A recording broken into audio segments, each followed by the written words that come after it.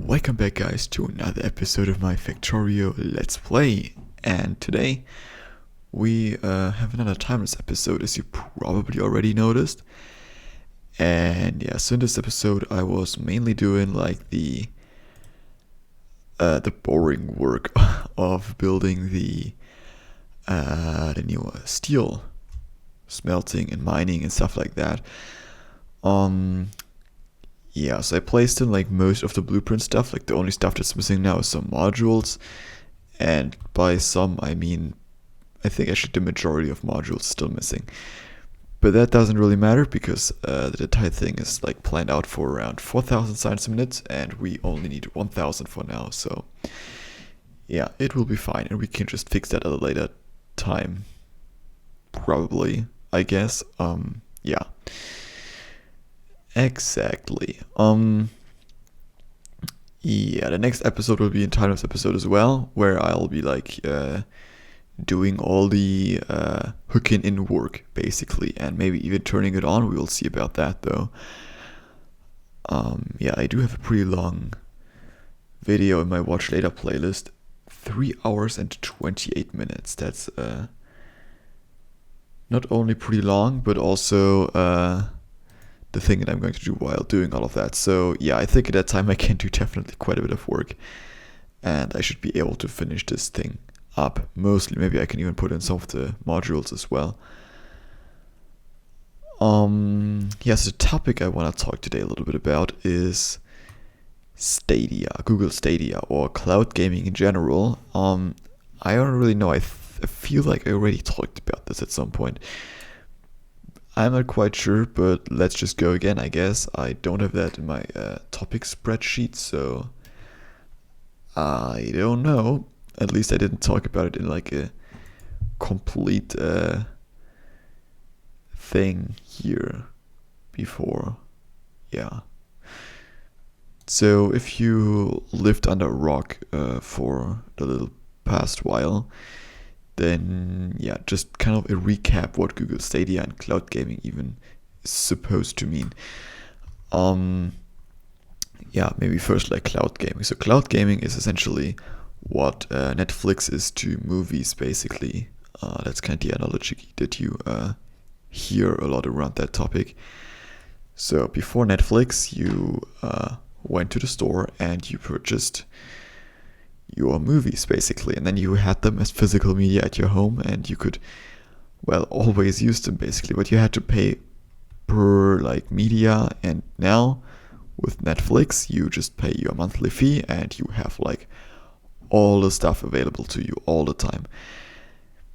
Yeah, you would need like a lot of storage space for all the movies that you could watch and all the series you could watch at on Netflix. So yeah, the kind of advantage of such a service like Netflix now is that it's obviously much more convenient. Like, you don't have to go out and buy like your movies. It's also through that kind of cheaper in a way, because if you watch a lot of movies, then it's definitely cheaper. But for people like me who just like watch, I don't know, like 1 or 2 like episodes a month right now at maximum, yeah, Netflix is probably not like the cheapest thing ever, but yeah, it's definitely a pretty good thing overall, I think, for consuming movies and series. And now cloud gaming is sort of the same thing, because right now you're not buying games really in stores anymore. I think, like, at least I don't do that anymore. But you're still buying the game, right? You're still going to like your Steam or whatever, and you pay your money for the entire game, but then again, like, you own the game kind of, right? Like, digital distribution is like kind of a weird middle ground. Because Steam would be dead tomorrow, I couldn't play my stuff really anymore. Well, I could still play it, right? Like, you could play it offline without Steam servers running, but yeah, it's like a bit of a difficult one. I don't know if it, like, what happens if Steam like kills your account, if you get like, if you can still play all your games offline, or yeah, it's like a little bit of a weird. But like, I don't have like a monthly fee I have to pay to Steam, right? Like, I could now just use Steam forever for free, and I could still like play all the games that I already bought. And now the idea behind cloud gaming is to basically you pay like a monthly fee again, and then you can play like as many games as you like that are available on the service. And there are now like a few differences essentially. So you have stuff like Discord Nitro actually, where you can also pay like your monthly fee, and then you get access to quite a few games, but you still have to download them to your local hard drive basically. And that's something that Netflix doesn't have, right? You can download the thing if you want to on Netflix with some seasons and some movies and some stuff, but not with all of them. But with Discord, for example, you have to download the game and you run the game locally. And now with Stadia, for example, you don't download the game. You can run it literally from any device, and you can pay your monthly fee, and that's basically it. You can play the game always without having to download it. But that obviously will require an always-on internet connection. And yeah, also the device isn't like calculating the game itself anymore. The server is handling that. And well, yeah, Google has lots of servers obviously everywhere. So yeah, that kind of helps to mitigate one of the issues of such an approach, which is that it's very latency bound, right? Like you playing a game on your computer feels normal to you because, well, there isn't a lot of latency involved. But once you have to send your input through the interwebs to some server, and the server has to then calculate an image based on that and then sends that image back, makes the entire thing a little bit difficult with latency. But yeah, Google obviously already has quite a few data centers around, so that really shouldn't be the biggest issue. Yeah, and now that Google is kind of like dipping their toes into it, I mean, they're not the first ones, I guess. Like there were already other services before that were trying the same thing. So not like a game subscription, but like game streaming. Because that like Discord model I described earlier is more like a game subscription than game streaming, you know? Because you're not actually streaming the game, you're just like subscribing to get all the games, I guess. Well, so stuff like PlayStation Now, I think, is like one of the major ones that where you can stream like a couple PlayStation games. I think like even onto like the PC, which is quite interesting. Yeah, and there were like some, I think like Shadow Gaming or something like that. Yeah, there were some other services before. But it never really took off until now. Who knows how it's going to look like with Stadia. The problem is that like most of the companies that tried were like just like startup size companies, or yeah, pretty much that. They obviously don't have the existing server infrastructure that we would need to pull something like that off globally with low latency. Also, like the integration that Google can offer is definitely a lot greater, because like some of the other services I've seen, like there you just had like a virtual gaming computer literally in the cloud. So it's like you boot it up and you have like your Windows, and you can like then install Steam and then install your own games, for example. Like that's also something that I've seen. Yeah, and Google makes that whole process like very transparent to the user. Like you don't have to install like Steam on like a virtual Windows PC that's somewhere in the cloud. Rather, you just like have your interface where you can click like on play, and then it's just opening right in your like Chrome browser, for example, and you can like play right from there. Yeah, also the really interesting thing is like the YouTube integration that they've shown. Like you can see the game, like someone streaming the game on YouTube, for example, and with like the right support from the game, you could like, if that's like a multiplayer game, you could like join into their game basically, for example, or you can just play the game yourself, you know. And that, I think, opens up quite some interesting possibilities. I mean, just imagine like watching a game review, for example, and then at the end of the video there's like the button that just says play now, and you click on that and boom, opens the thing up and launches you right into it. Yeah, so now to like my opinion on all of this, because I think that's like something that like a very difficult topic to discuss with varying opinions from many people, I guess. I mean, the good side of this, where I see a lot of potential, is you don't need a gaming computer for it. You can like literally run it from any device, which is definitely for many people and for gaming as a whole probably a good thing. You know, I mean, you could like launch it right from your like smart TV, for example, that enables a lot more people to play these games. Another big positive point is like you don't have to worry anymore about like downloading all your games. I mean, games these days are pretty big. You know, like I got myself Anno 1800 now about a month ago. I mean, like right on release, I got it obviously, and that was a really bad experience because like my Steam, for whatever reason, is like downloading slowly all the time, and I tried like all the like troubleshooting steps. I like cleared caches, changed download server locations and everything. Yeah, so it took literally like 2 days to download like the 20 something gigabytes, I think, which is ridiculous. Like mostly going most of the time at like 100 or 200 kilobytes a second, which is next to nothing, when you should get like about 10 megabytes a second. You know, like that's definitely kind of a difference.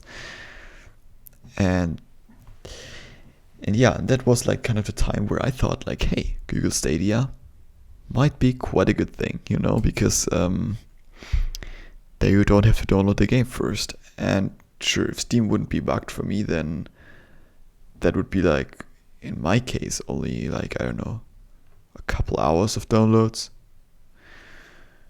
Yeah, but then you also have like the thing with like game updates, for example, which then also makes that process completely irrelevant to you, because that just is something that happens in the background, you know.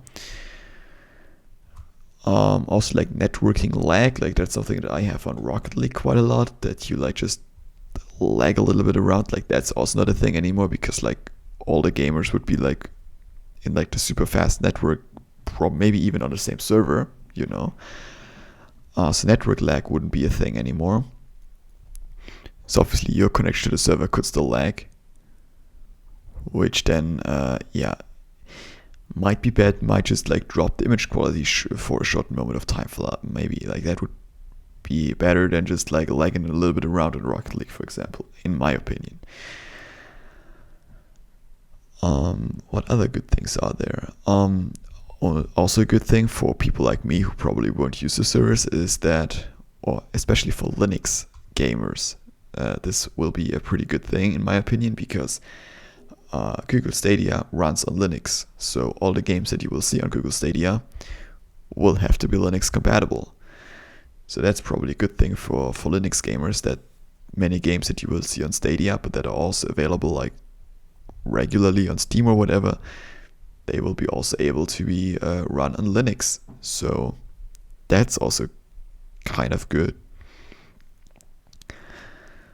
What other good things are there about Stadia? I think I said all of them, or all the ones that I had in my mind anyways.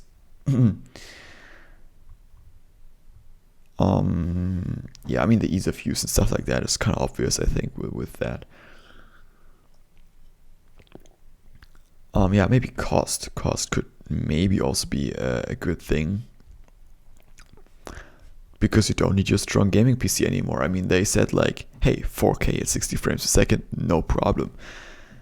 I mean, we haven't heard anything about pricing yet, I think. So yeah, that's kind of the question. But I mean, just kind of think about it, like you can sink a lot of money into a gaming computer, and then you have to buy the games on top of that. Yeah, in Stadia you can just like, I don't know, maybe you just want to try something out a little bit, and then you just pay like your, I don't know what it will be like, maybe like 20 euros or bucks or whatever a month or something like that. Then it could be definitely a lot cheaper. yeah, you also don't have to worry really about like performance issues anymore, because like it will definitely all run and work nicely. But there are also obviously some negatives about the entire topic, you know.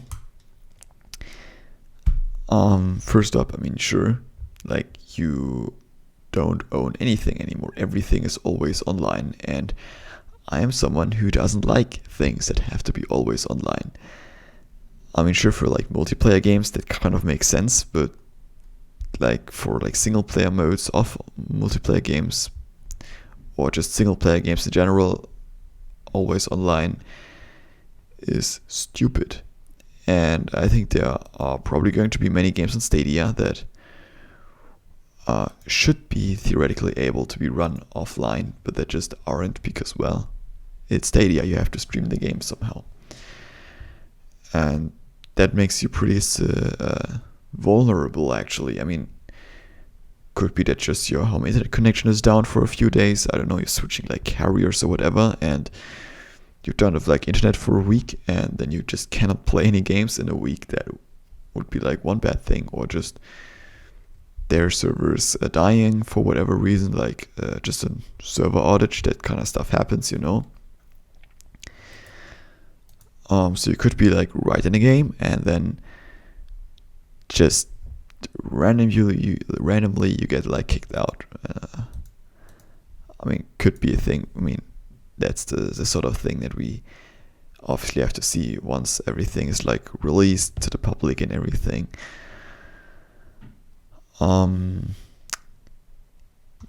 Yeah, I really hope that they don't go like the Epic Store route and will have like really like exclusive games on there. So I don't really want to use it, to be honest, because like the thing is that I would consider myself to be a part of the PC master race, right? And for me, like, part of all the fun on PC gaming is that you can like build your computer and like have a nice looking computer, and that you are in control over your computer and over your environment and everything.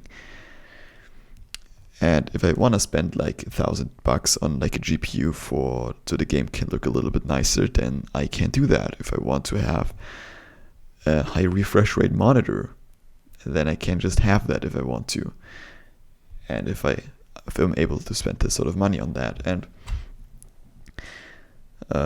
while Stadia might be good for many people, it just probably doesn't offer a lot of like the customizability, you know, like you cannot expect it like to run like 144 hertz monitors, for example, or even higher than that, or like weird aspect ratios like super ultra wide monitors or something like that. Like that's just a lot of stuff that I see could be also potentially troubling. Yeah, in general, we'll have to see about all of that. And I think it's a thing that is worth exploring, I guess, for gaming as a whole, because it has like the potential to unite all the platforms together, you know, like right now you have like your PC, your consoles, your like mobile devices, and cloud gaming could just make all these separate things into like one, pretty much.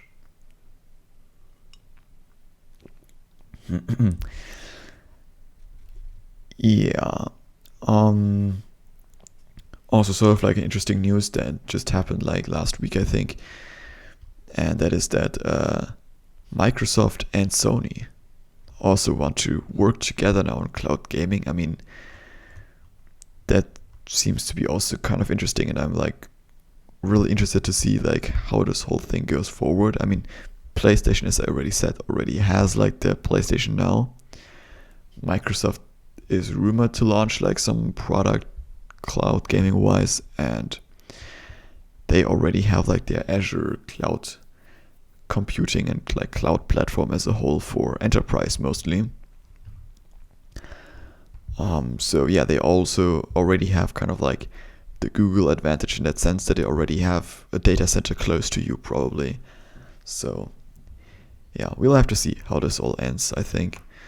But I'm really sort of excited for the future in that sense, but also a little bit scared. So yeah, thank you guys for watching. See you on the next video. Until then, have a great time. See you all then. Bye bye.